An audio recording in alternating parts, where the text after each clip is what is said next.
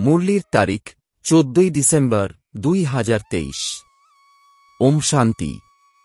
মধুবন থেকে বাপদাদা বলছেন, মিষ্টি বাচ্চারা, নিজের সৌভাগ্য নির্মাণ করতে হলে ঈশ্বরীয় সেবায় নিযুক্ত হও। মাতা ও কন্যাদের বাবার কাছে সমর্পিত হওয়ার জন্য তীব্র ইচ্ছা হওয়া উচিত। শিব শক্তিরা বাবার নাম উজ্জ্বল করতে পারে। প্রশ্ন: সব কন্যাদের বাবা কোন একটি শুভ পরামর্শ দেন? উত্তর: হে কন্যারা, তোমরা এবারে চমৎকারিত্ব অর্থাৎ কামাল করে দেখাও। তোমাদের মাম্মার মতন হতে হবে। এখন তোমরা লোকলজ্জা ত্যাগ করো, নষ্টমোহ হও। যদি অধর কন্যা হও তাহলে দাগ লেগে যাবে। তোমাদের রংবেরঙের মায়ার হাত থেকে সুরক্ষিত থাকতে হবে। তোমরা ঈশ্বরীয় সেবা করো তো হাজার মানুষ এসে তোমাদের চরণে আশ্রয় নেবে। ওম শান্তি।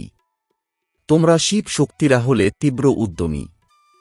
বাবার কাছে সমর্পিত হওয়ার ইচ্ছা হওয়া উচিত। একেই বলা হয় ঈশ্বরীয় নেশা। বাবা তো সামনে দেখেন কারা বসে আছে। বাস্তবে ক্লাসের বৈঠক এমন হওয়া উচিত যাতে সবার উপরে টিচারের দৃষ্টি যায়। এটি তো সৎসঙ্গের মতন হয়ে যায়। কিন্তু কি আর করা যাবে, ড্রামার ভবিতব্য এমনই।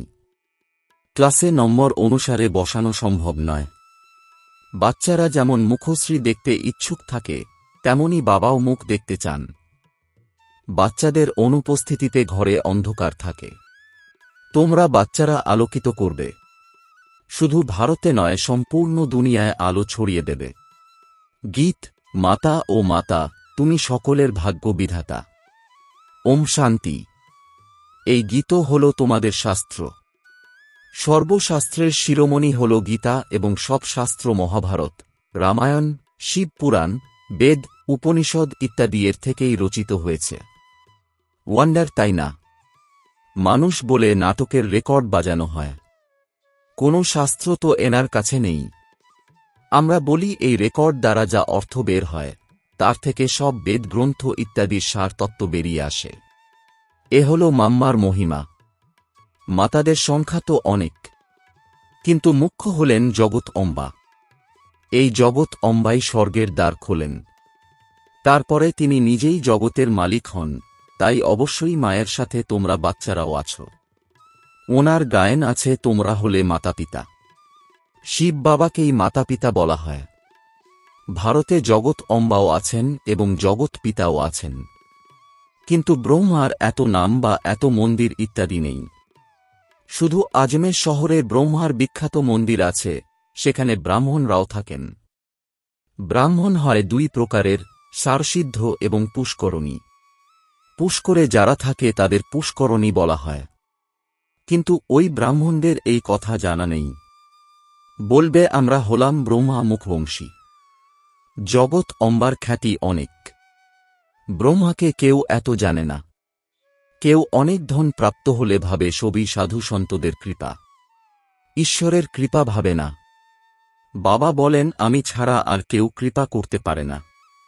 আমরা তো সন্ন্যাসীদের মহিমাও করি। যদি এই সন্ন্যাসীগণ পবিত্র না থাকতেন তাহলে ভারত পুড়ে মরত। কিন্তু সদ্গতিদাতা তো হলেন একমাত্র বাবা। মানুষের সদ্গতি করতে পারে না। বাবা বুঝিয়েছেন যে তোমরা সবাই সীতা শোক বাটিকায় আছো। দুঃখে শোক তো হয়, তাই না? রোগ ইত্যাদি হলে দুঃখ কি হবে না? অসুস্থ হলে মনে খেয়াল আসবেই, কবে সুস্থ হব। এমন তো কেউ বলবে না যে অসুস্থ থেকে যাই, পুরুষার্থ করি, সুস্থ হয়ে যাই। তা না হলে চিকিৎসা করা হয় কেন? এখন বাবা বলেন, বাচ্চারা, আমি তোমাদের এই দুঃখ, রোগ ইত্যাদি থেকে মুক্তি দিয়ে পুরস্কৃত করি। মায়া রাবণ তোমাদের দুঃখ দিয়েছে। আমাকে তো বলে সৃষ্টির রচয়িতা। সবাই বলে ভগবান কি দুঃখ দেওয়ার জন্যে সৃষ্টি রচনা করেছেন? স্বর্গে এমন কথা থোড়াই বলবে। এখানে দুঃখ আছে, তবেই মানুষ বলে যে ভগবানের কি দরকার ছিল যে দুঃখের সৃষ্টি রচনা করেছেন, আর অন্য কোনো কাজ ছিল না। কিন্তু বাবা বলেন, এই হল সুখ দুঃখ হারজিতের তৈরি করা খেলা। এ হল ভারতকে কেন্দ্র করেই খেলা, রাম ও রাবণের। ভারতের হয় রাবণের কাছে হারলে হার, রাবণকে পরাজিত করে রামরূপে পরিণত হয়। রাম বলা হয় শিব বাবাকে। রামের নাম এবং শিবের নামও নিতে হয় বোঝানোর জন্যে। শিব বাবা হলেন বাচ্চাদের মালিক বা নাথ। তিনি তোমাদের স্বর্গের মালিক করেন। বাবার উত্তরাধিকার হল স্বর্গের প্রাপ্তি, তারপরে সেখানে হল পদমর্যাদা। স্বর্গে তো দেবতারা থাকেন। আচ্ছা, স্বর্গের রচয়িতার মহিমা শোনো। ভারতের সৌভাগ্য বিধাতা হলেন জগদম্বা। তাকে কেউ জানে না। অম্বাজিতে অনেক মানুষ যায় নিশ্চয়ই। এই বাবাও অনেকবার গেছেন। বাবুল নাথের মন্দিরে, লক্ষ্মীনারায়ণের মন্দিরে অনেকবার গিয়েছেন, কিন্তু কিছুই জানা ছিল না। কতখানি অবুঝ ছিলেন। এখন আমি এনাকে কতখানি বুদ্ধিমান বানিয়েছি। জগৎ অম্বার টাইটেল কত বড়, ভারতের সৌভাগ্য বিধাতা। এখন তোমাদের অম্বাজি মন্দিরে গিয়ে সার্ভিস করা উচিত। জগৎ অম্বার ৮৪ জন্মের কাহিনী তো বলা উচিত। যদিও মন্দির তো অনেক আছে, মাম্মার এই চিত্রটি কেউ মানবে না। আচ্ছা, ওই অম্বার মূর্তি দিয়েই বোঝাও এবং সঙ্গে এই গীতও নিয়ে যাও। এই গীত হল তোমাদের প্রকৃত সত্য গীতা। সার্ভিস তো অনেক আছে, তাই না? কিন্তু সার্ভিসেবল বাচ্চাদের মনে সত্যতা থাকা চাই। তোমরা এই গীত জগৎ অম্বার মন্দিরে নিয়ে গিয়ে বোঝাও। জগৎ অম্বা হলেন কন্যা, ব্রাহ্মণী। জগৎ অম্বাকে এতগুলি ভুজা দেওয়া হয়েছে কেন? কারণ তার অনেক সহযোগী বাচ্চারা আছে। শক্তি সেনা কিনা, তাই চিত্রে অনেক ভুজা দেখিয়ে দিয়েছে। শরীর কিভাবে দেখাবে? ভুজা দেখানো সহজ, শোভনীয় দেখায়। চিত্রে বহু চরণ দিলে না জানি চেহারা কেমন হবে। ব্রহ্মাকেও বহু ভুজা দেখানো হয়েছে। তোমরা সবাই তাঁরই সন্তান, কিন্তু এত ভুজা তো দেওয়া সম্ভব নয়। অতএব তোমাদের অর্থাৎ কন্যাদের মাতাদের সার্ভিসে যুক্ত হওয়া উচিত। নিজের সৌভাগ্য নির্মাণ করো। অম্বা মন্দিরে গিয়ে তোমরা এই গীতের মহিমা করো, তাহলে অনেকে আসবে। তোমরা এত নাম উজ্জ্বল করবে যত পুরানো ব্রহ্মাকুমারীরাও করতে পারেনি। এই ছোট ছোট কন্যারা কামাল করতে পারে। বাবা শুধু একজনকে নয়, সব কন্যাদের বলছেন। হাজার মানুষ তোমাদের চরণে এসে পড়বে। তাদের সম্মুখে এত আসবে না যত তোমাদের কাছে আসবে। হ্যাঁ, এর জন্য লোকলজ্জা ত্যাগ করতে হবে। একেবারেই নষ্ট মোহ হতে হবে। বলবে আমার বিবাহের প্রয়োজনই নেই, আমরা তো পবিত্র থেকে ভারতকে স্বর্গে পরিণত করার সেবা করব। অধর কুমারীদের তবুও তো দাগ লেগে যায়। কুমারীদের বিবাহ হতেই দাগ লাগা শুরু হয়ে যায়। রংবেরঙের মায়া লেগে যায়। এই জন্যে মানুষ কি থেকে কি হয়ে যেতে পারে। মাম্মাও এই জন্যেই হয়েছেন। তাদের পদ মর্যাদা প্রাপ্ত অল্পকালের জন্যে। মাম্মা প্রাপ্ত করেন ২১ জন্মের জন্য। তোমরাও নর থেকে নারায়ণ, নারী থেকে লক্ষ্মী হও। সম্পূর্ণ পাশ হলে পরে দিব্য জন্ম প্রাপ্ত হবে। তাদের হল অল্পকালের সুখ, তাতেও কত চিন্তা থাকে। আমরা তো হলাম গুপ্ত। আমাদের বাইরে কোনো শো করতে হবে না। তারা শো করে। এই রাজ্যটি হল মৃগ তৃষ্ণার মতন। শাস্ত্রেও আছে, দ্রৌপদী বলেছে, অন্ধের সন্তান অন্ধ, তারা যাকে রাজত্ব ভাবছে সেসব তো এখন শেষ হল বলে। রক্তের নদী বইবে। পাকিস্তানে যখন বিভাজন হয় তখন প্রতিটি ঘরে মারামারি হয়েছিল। এখন তো রাস্তায় চলতে ফিরতে মারামারি হবে। কত রক্ত বইবে, একে কি স্বর্গ বলা যাবে? এটি কি নতুন দিল্লি, নতুন ভারত? নতুন ভারত তো পরিস্থান ছিল। এখন তো বিকারের প্রবেশ রয়েছে, অনেক বড় শত্রু। রামরাবণের জন্ম ভারতেই দেখানো হয়। শিব জয়ন্তী বিদেশে পালন হয় না, এখানেই পালন হয়। তোমরা জানো রাবণ কখন আসে? যখন দিন পূর্ণ হয়ে রাত হয় তখন রাবণ আসে, যাকে বাম মার্গ বলা হয়। দেখানো হয়েছে বাম মার্গে গিয়ে দেবতাদের কি অবস্থা হয়ে যায়। বাচ্চাদের সার্ভিস করা উচিত। যে নিজে জাগ্রত থাকবে সেই জাগ্রত করতে পারবে। বাবা তো হলেন শুভ চিন্তক। বলবেন মায়ার চর যেন না লেগে যায়।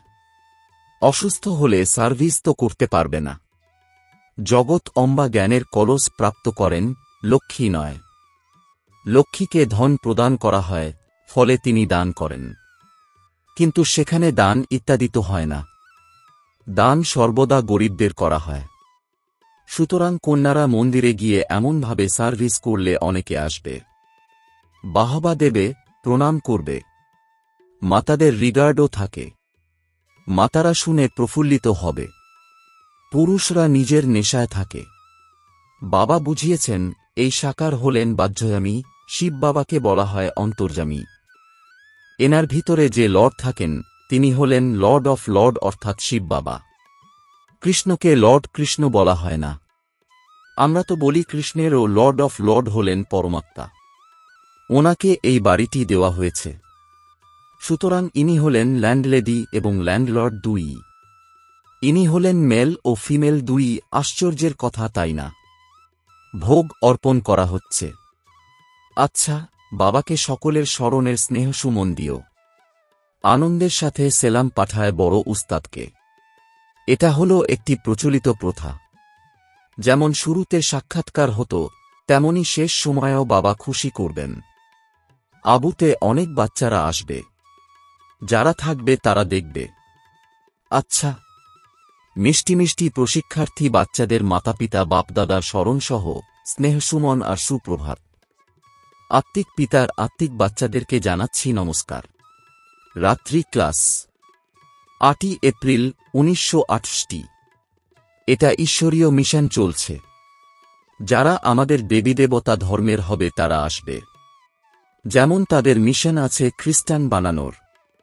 যারা খ্রিস্টান হয় তাদের খ্রিস্টান ডিনাস্টিতে সুখ প্রাপ্ত হয়, ভালো বেতন প্রাপ্ত করে, তাই অনেক খ্রিস্টান হয়েছে।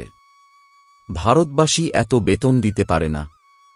এখানে অনেক করাপশন আছে। মাঝখান থেকে ঘুষ না নিলে চাকরি চলে যাবে। বাচ্চারা বাবাকে জিজ্ঞাসা করে এই স্থিতিতে কি করণীয়। বলবেন যুক্তি দিয়ে কাজ করো, তারপরে শুভ কাজে দান করে দিও। এখানে সবাই বাবাকে স্মরণ করে আহ্বান করে যে আমরা পতিত, এসে আমাদের পবিত্র করো, লিবারেট করো, ঘরে ফিরিয়ে নিয়ে চলো। বাবা নিশ্চয়ই ঘরে ফিরিয়ে নিয়ে যাবেন, তাই না? ঘরে ফিরবার জন্যই তো এত ভক্তি ইত্যাদি করা হয়। কিন্তু যখন বাবা আসবেন তখন নিয়ে যাবেন। ভগবান হলেন একজন।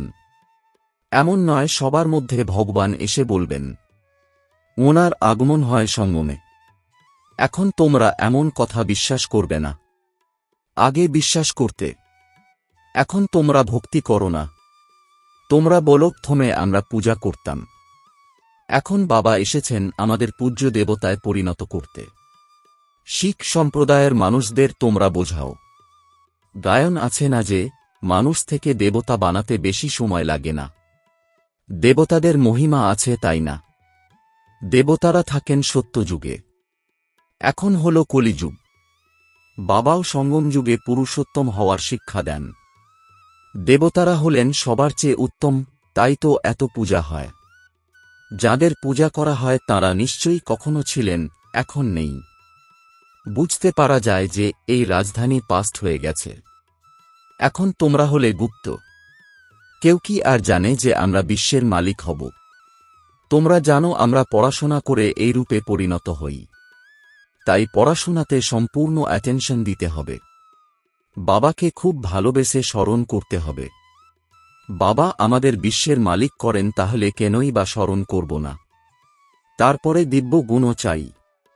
আচ্ছা, আত্মারূপী বাচ্চাদের আত্মাদের বাবা এবং দাদার স্মরণের স্নেহসুমন গুড নাইট আর নমস্কার। ধারণার জন্যে মুখ্য সার। 1. এই দুনিয়ায় নিজের বাধ্য শো করবে না। সম্পূর্ণ পাশ করতে গুপ্ত পুরুষার্থ করতে থাকতে হবে। 2. এই রংবেরঙের দুনিয়া ফাঁসবে না। নষ্টমোহ হয়ে বাবার নাম উজ্জ্বল করার সেবা করতে হবে। সবার সৌভাগ্য উদয় করতে হবে। বরদান, হৃদিরাম অর্থাৎ দিলারাম বাবার স্মরণের দ্বারা 3টি কালকে সুন্দর করে তোলা ইচ্ছামুক্ত ভব। এর বিস্তার, যে বাচ্চাদের হৃদয়ের এক হৃদিরাম বাবার স্মরণ রয়েছে তারা সদা বাতের গীত গাইতে থাকে। তাদের মন থেকে স্বপ্নেও হায় শব্দ বেরোতে পারে না। কেননা যা হয়েছে সেও বাঘ, যা হচ্ছে সেও বা, আর যা হবে সেও বা। 3টি কালই বাঘ, অর্থাৎ ভালোর থেকেও ভালো। যেখানে সব কিছু ভালো সেখানে কোনো ইচ্ছা উৎপন্ন হতে পারে না। কেননা ভালো তখনই বলা হবে যখন সব প্রাপ্তিগুলি থাকবে। প্রাপ্তি সম্পন্ন হওয়াই ইচ্ছা মুক্ত হওয়া। স্লোগান: সংস্কারগুলিকে এমন শীতল বানিয়ে নাও যে বলপ্রয়োগ বা কর্তৃত্ব ফলানোর সংস্কার ইমার্জি হতে না পারে। ওম শান্তি।